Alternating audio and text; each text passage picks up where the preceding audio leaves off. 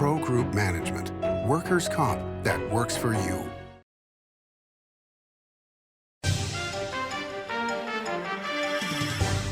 Welcome to Nevada Newsmakers. On the broadcast today, James Settelmeyer joins us. He's the Republican candidate for CD2, among many, here for the whole show on an all-new Nevada Newsmakers. Welcome to Story County, where history meets innovation, and a pioneering spirit continues to shape our future. At the heart of the Tahoe Reno Industrial Center, we power the future with global leaders in technology and manufacturing, driving progress that reaches far beyond our county lines. From advanced manufacturing to tech innovation, our industries are creating thousands of quality careers, fueling a vibrant economy that benefits every Nevadan. But it's more than just growth. Our community is our foundation, supporting families, empowering local initiatives, and creating a place where everyone belongs. Be part of a legacy built on bold ideas and boundless possibilities. Join us in building a brighter future right here in Story County. Story County, helping build Nevada's future.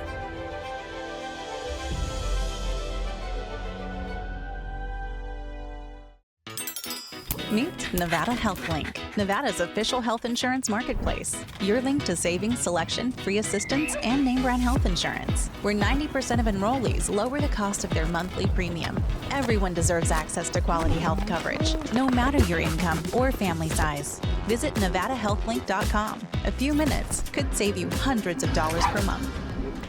Nevada Health Link. Our plans are made for your plans. The Road to Riches leads straight to the Carson Valley Inn. Cash drawings Thursday and Saturdays. Over 480 winners. Score up to $15,000 weekly. Plus one $10,000 cash winner and the $20,000 guaranteed grand prize giveaways. Free meals, free play, and more. Only at the Carson Valley Inn.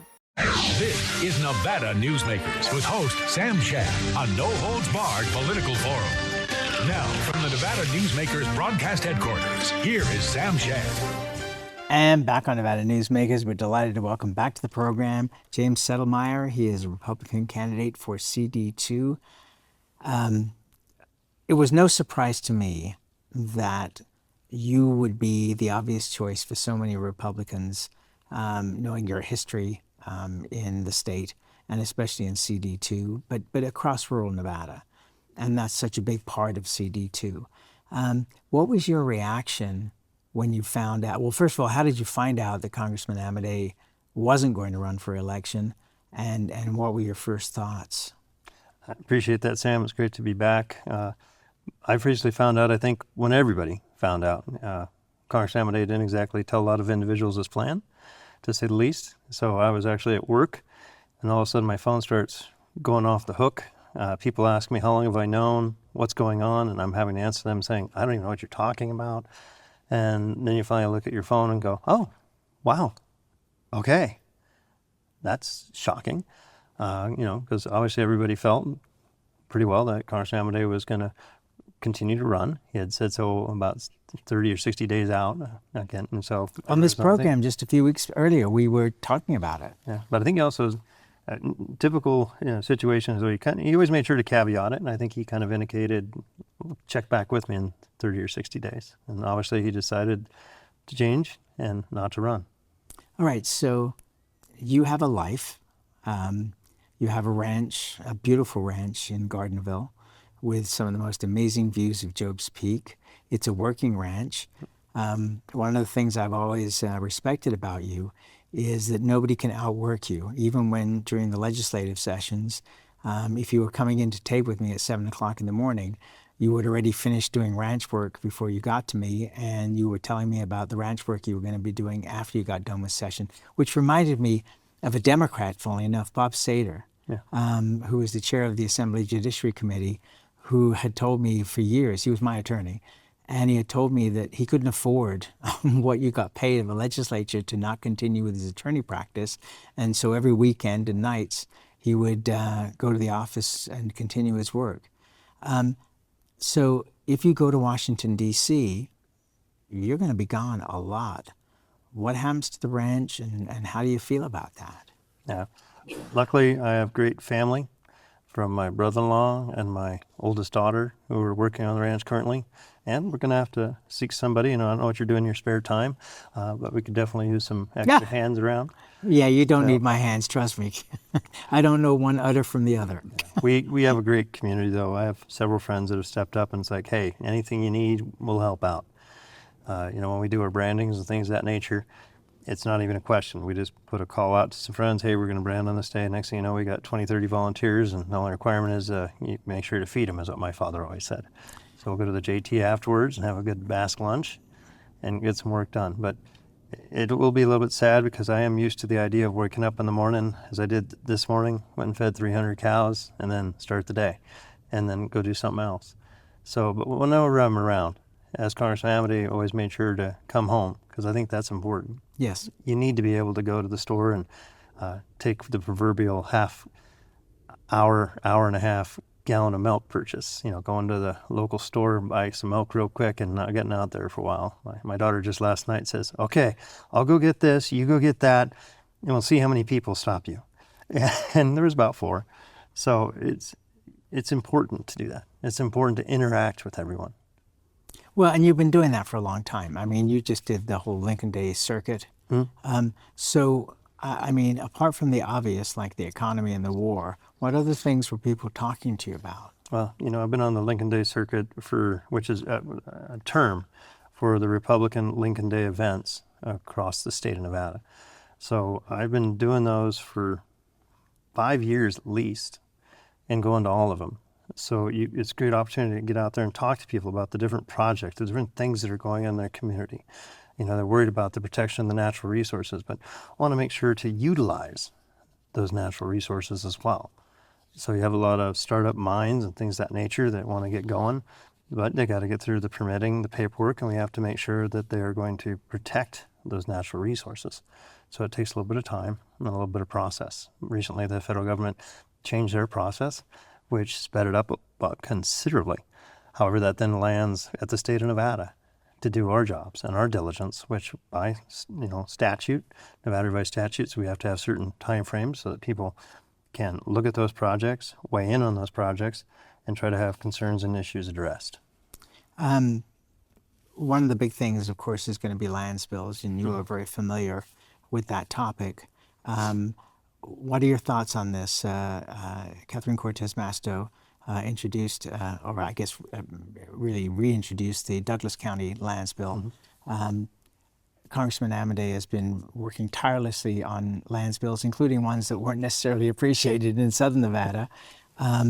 What are your thoughts on, potentially in perhaps the lame duck session, if not sooner, the lands bills could actually get passed out of this Congress? I don't know. They've always seemed to have a lot of opposition within the Senate, particularly in the Natural Resource Committee, not being able to get out. So it'll be interesting to see if that has changed coming up during this, per se, lame duck, session.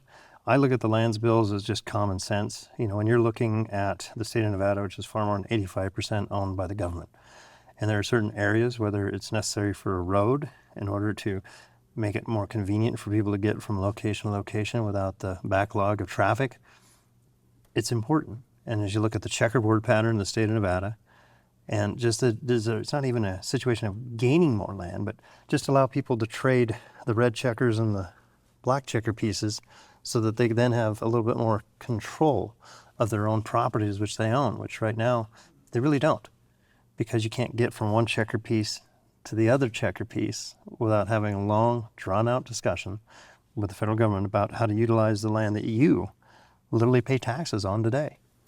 Well, and you're looking at a situation, I was reading the Fallon Post over the weekend, and the ranchers there are having issues with the Navy over, what came out of that massive bill that expanded the range. And ranchers are not appearing to get a fair shake in terms of the value of their land. Have you been watching that discussion? So I'm actually involved in my previous position as the director of the Department of Conservation and Natural Resources for Governor Lombardo. I was on the Fallon Naval Range Expansion Committee.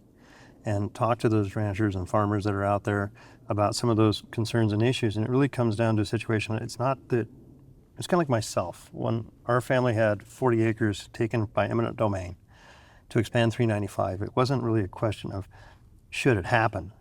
It's an understanding that it was necessary. But then it comes down to, however, the price that was being offered is not reasonable. And I think it's important that they be compensated correctly, as Congress indicated they would be. So I think it comes down to trying to sit down with both parties and come to a more reasonable number, because the initial number that was put out by the federal government didn't seem very proper. No, I mean, there was one rancher who was talking about an offer of $14,000 a year, which was just insane for the amount of land. For 500 animals that he unfortunately no longer has the right to graze. And if you look at the average return on investment of a cow and what that comes out and calculates, that's far more than 1.4 million. All right, so is an advantage that you have that you are really familiar with the issues, especially in rural Nevada, the important issues. And one of the things that we should point out is when people talk about the land the federal government owns, Nevada doesn't want all the land because we couldn't afford to maintain it. No, there's a lot of lands in the state of Nevada. If you actually gave someone and they actually had to pay the lowest property tax value that's allowed, you can no way, shape, or form ever be able to generate enough income off of that land to actually afford it. So there is that reality. However, those lands need to be managed. They need to be taken care of. If you were to potentially graze some areas, you might be able to create better fire breaks so that way when we have fires, they stay small, and use that as a management tool. So those are the things to look at. As myself, I've been very fortunate. I grew up in agriculture my whole life, fourth generation Nevadan. Went to Cal Poly, San Luis Obispo, degree in education there. Came back, attended online law school, got on the conservation district for 28 years, which was actually founded by my great uncle. Went from that to the Nevada State Conservation Commission for 6 years. Did 6 years on the federal side on the Small Business Administration Ombudsman program, helping protect small businesses and get them through the malaise that sometimes the federal government puts in the way. And that's, to me, what's very important, is trying to help individuals, whether it be a person or a business, try to navigate the federal process or a state process and try to get them solutions or answers that sometimes, just due to the simple fact that there's not enough people necessarily working all the time, to get some answers to things so they understand. All right, so let me ask you this, because this is kind of an interesting scenario. Because you've been endorsed, and he's pretty much got his arm around you at every event by Congressman Amodei. So you pick up all the knowledge that he has acquired over these years. You've got the endorsement of Governor Lombardo. Does this give you a leg up where your first term wouldn't just be constituent services? Because for most first-term Congress people, that's all they get to do, because there is no, lead-in from anybody else. It's walk in the door and find out how much you can't do. Do you think you'd be able to accomplish more because of your knowledge and your relationships?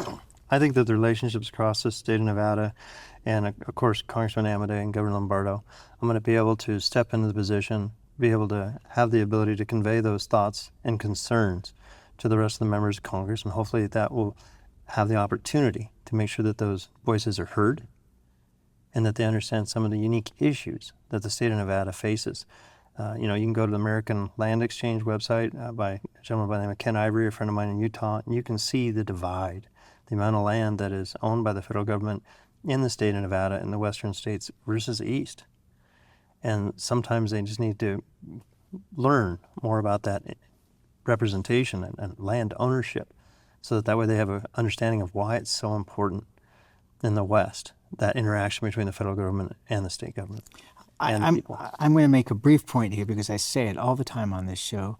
One of the things that Northern Nevada needs to do in Southern Nevada, and Nevada in general needs to do with, and perhaps in unison with the Western states, is to market what Nevada is, what the land issues are, in the Western states to Washington, D.C. We know there are certain channels that the president, for example, watches, and other members of Congress watches, and newspapers that they read. And we need to spend money saying to them, our issues are not your issues. These are real issues, and we would appreciate if you would take a more serious look at them. And I think that's been happening more, but it needs to continue. the absolute need for critical minerals for the nation's defense, and re-looking at that and realizing we can't just continue to take an item, ship it to China in order for them to process it, and then ship it back. How's that good for the environment to have it travel that far? How's it good for national security? And national security. And that's the issue. So those issues are becoming more prominent. The amount of silver and gold that are necessary now for going forward, you look at the average production of silver in the United States, obviously Nevada is one of the keys, and how much that has increased or needs to increase just due to AI, due to the fact that these computers and so forth, copper is not enough. Copper transmits too much heat, so a lot of them are going to more silver. And that requirement of that need for that increase in silver, we need to produce more. All right, so let's take a break, and then we'll come back and we'll talk about the more populated areas of CD2 and how you stand with them. And we'll be right back.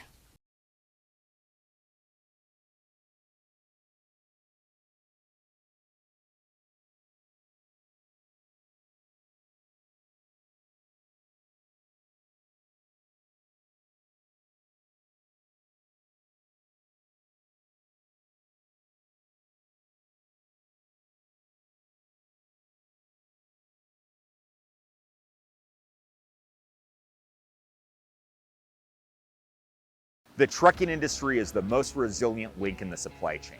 And for over 90 years, the Nevada Trucking Association has been the voice for the men and women in the trucking industry. From Carson City to Washington, D.C., we advocate for policies to protect our trucking companies and keep commerce flowing. Because Nevada's and America's prosperity is tied to trucks. There's nothing without trucking.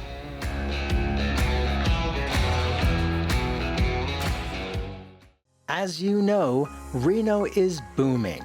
Toll's development company is helping it grow with insightful design and development, building community with every project, adding beauty, adding excitement, emphasizing our shared humanity. Reno is becoming bigger. Toll's development is helping it become better, more livable, more enjoyable. To learn more, go to tollsdevelopment.com. tollsdevelopment.com. A power line is more than a power line. It's maintaining the bottom line for small businesses. It's keeping the assembly line moving for our workforce. For our brightest minds, it's meeting a deadline. It's on the front line with our heroes. And on the sidelines of the biggest games. It's a direct line to our loved ones. And it's a lifeline for the most vulnerable. There's a lot on the line. This is Nevada Newsmakers. And back on Nevada Newsmakers, we continue our conversation with James Settelmeyer. He's the Republican candidate for CD2. So we've talked a lot about rural Nevada, but let's talk about Reno, Sparks, Washoe County, the major population centers, really. And there are others, but I'm talking about the specific urban areas. So what's your relationship with them? And how do you intend to promote yourself in those areas so people get to know who James Settelmeyer is, the history, the bio? Yeah, you know, in that respect, I've always worked very well with Washoe County, no matter what the issues are. And there's a lot of issues that are similar. Water is necessary everywhere. Amazing, huh? So in that respect, the interrelationship with the Truckee River, the Ore Ditch Decree that dictates where that water goes and who gets how much, and trying to make sure that that river is clean through water quality, Nevada Department of Environmental Protection, or whether it's the federal EPA. So a lot of those issues are constant throughout CD2, more so in Reno-Sparks area. Obviously, Reno-Sparks area is concerned about price of gasoline, price of food, the same way everyone else is, but it becomes much more concentrated when you get to the urban areas. So I had the pleasure of representing Washoe County way back when I was in the Assembly. I represented a portion of it and always worked well with the leaders that are in the Assembly and the Senate, and of course the City of Sparks, City of Reno, and the Washoe County Commissioners on issues and concerns that they've had, and ways to help expand and find new areas, new growth, new ways to provide funding for those communities, and the things that this community wants, whether that be the Reno Sparks Convention Center, helping to find resources to help it deal with issues such as stormwater or also sanitary sewer, to help that project grow and expand and provide more opportunities to the citizens of Washoe County. Sparks is out of land. Correct. And that's where the discussion of the lands bill comes into effect, of trying to find lands that, are not the floodplain, flood path, floodways, that in all reality we should try to do our best to preserve. But if someone owns them, we have to make sure that they're compensated for that preservation. But there are other lands around here that sagebrush on them and so forth. Maybe those would be better areas to grow. When you look at, both in California and Nevada, alfalfa and water, I mean, this consumes a ton of water. Do you ever see that changing in terms of the crop? Because it's obviously a profitable crop for the state.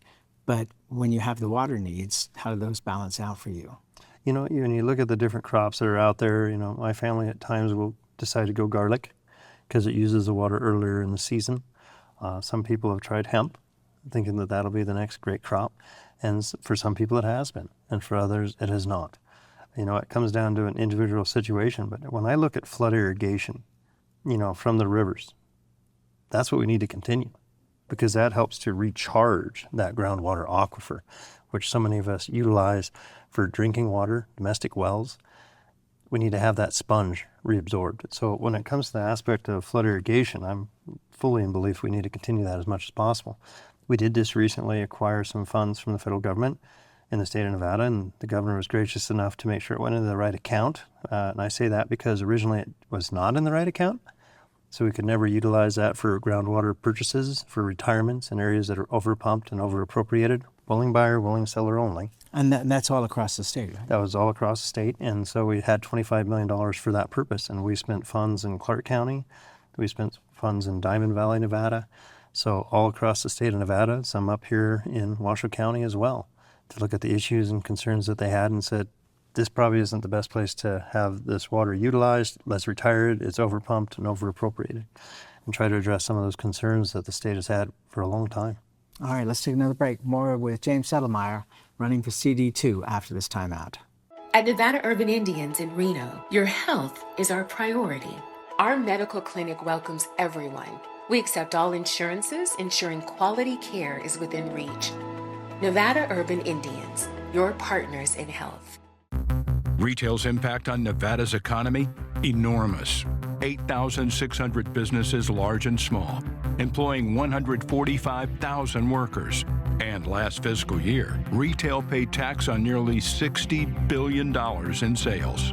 We're the Retail Association of Nevada.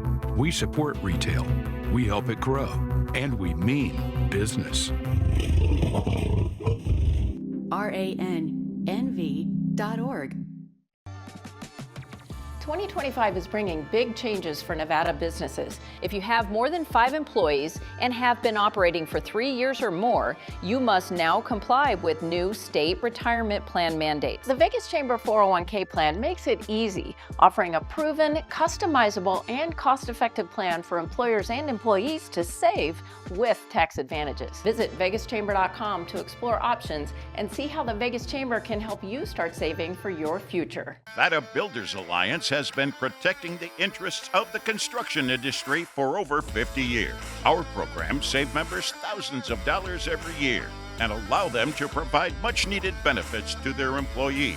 Our industry also allows Nevada to grow. If you're thinking about a career in the construction industry, reach out. And if you haven't thought of a career in construction, what are you waiting for? We are the Nevada Builders Alliance. This is Nevada Newsmakers. And back on Nevada Newsmakers, we continue our conversation with James Settelmeyer. He's the Republican candidate for CD2, anointed, if you don't mind me using that word, by Mark Amadei and Governor Lombardo. But one question keeps popping up is, are you going to get an endorsement from President Trump? There was discussions earlier on, and Trump has indicated that he's not going to endorse anybody in this race. He was staying out of it. So we'll see. Who knows? I had the pleasure of kind of being the warm-up band for him a long time ago, during his different campaigns. I was his co-chair on one of his elections with Dr. Titus, who is now state senator, and of course with Mr. Laxalt. So obviously I've been involved with his campaign and talking to him over time. However, to my knowledge, he's staying out of this endorsement. I have a goofy question for you. This seems to me because of the national political scene and what's going on worldwide, that this is possibly the best chance the Democrats have had ever of taking CD2, perhaps since Joel Derby ran back in the day. That's up to the citizens of CD2, who they decide to vote for and who they decide to get behind. I firmly believe that the citizens of CD2 want someone that's well-rounded, has experience in a lot of different fields that represent Congressional District 2 and have legislative experience, which I have the most of any candidate in the race, Republican or Democrat. And I think that my diversity of knowledge and the things that I've done over my time, and as long as my family has been here, and that I'm here for the long term. This isn't just a concept of running, and if I win, I win. If I don't, I don't. We need to have somebody who's willing to go back there for a while in order to gain the seniority and the ability to have influence and respect and be able to communicate with the fellow members and Congress back there, whether it be in the Senate or within Congress. I've had the pleasure of working with every member of the Nevada delegation currently, and we'll continue to try to do what's best for the state of Nevada and the nation overall. That's where we have to leave it. James Settelmeyer, good luck on the campaign trail, and will you debate on the show? Let's get it set up. Thank you, sir. And we'll be right back. You'll be rolling with some swag during the $150,000 Spring Bling giveaways at Tamarack Casino. Make it rain with up to $5,000 in cash every week and 20 large in cash guaranteed during the grand finale drawing. We're blinging in your good times at Tamarack Casino.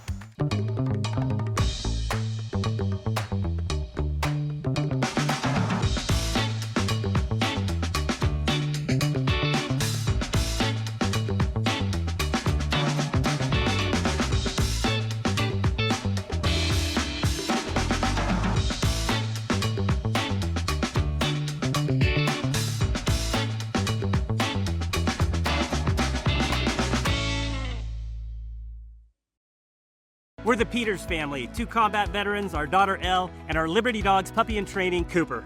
Cooper will grow up to be a life-changing companion to a veteran with visible or invisible challenges. We're helping Cooper build focus and confidence so he's ready to support his veteran. And we know he will help bring happiness and independence to his veteran's life. So join us, become a puppy raiser, and change lives, one puppy at a time.